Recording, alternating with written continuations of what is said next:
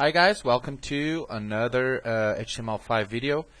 So we will continue with JavaScript and HTML5, and this video I'm going to talk about a new function which is pretty similar to this, but it's called querySelectorAll. So remember that I told you that we could, if we have two IDs equal, only the first one would return the action, which is on click say, and the alert you click something. Only the first one, okay? Because it reads from top to bottom, line by line, and when it reaches the first one that it says ID first, it stops there, and this is what where the on click will work. It will not work on this one, even if it has the first as an ID.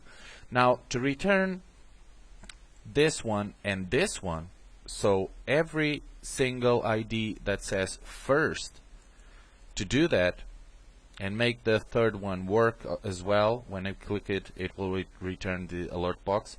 To do that, we have to change some things in here. First of all, let's take this out. Okay, the on click, and in here let's create a variable list equals document query selector, and now we type all. Okay, what this will do is query selector or query select all the IDs first, and then down here we will create a for loop with var I equals 0 and I list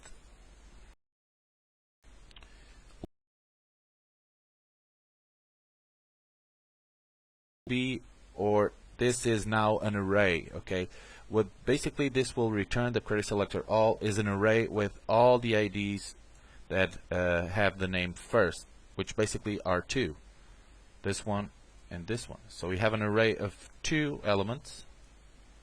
Okay, now we will proceed with the loop of all of them. I have the length semicolon, don't forget that, I++.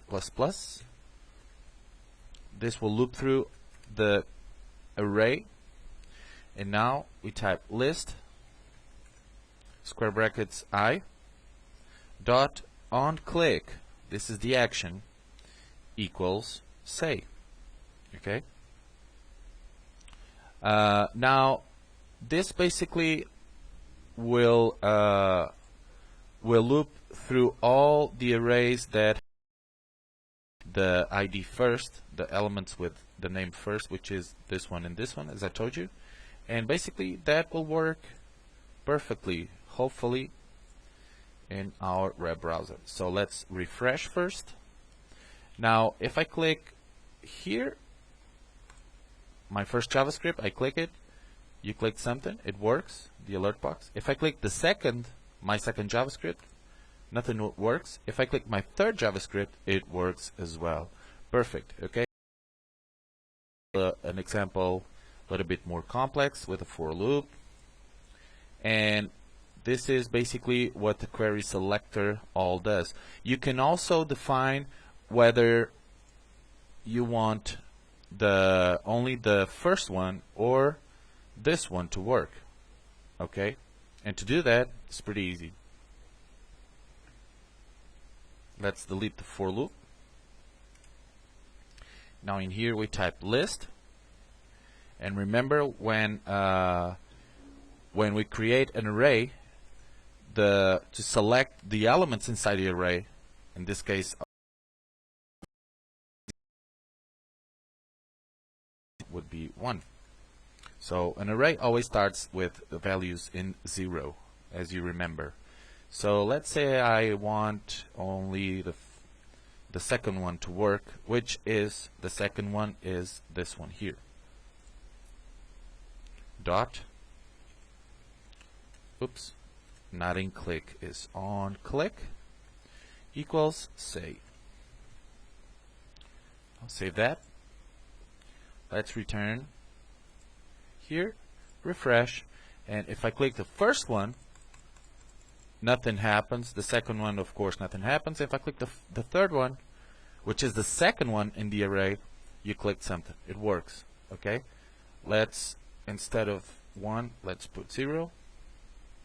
Save it. Refresh. I'm clicking the third one, nothing happens. And there it is. If I click the first one, there it is. Okay?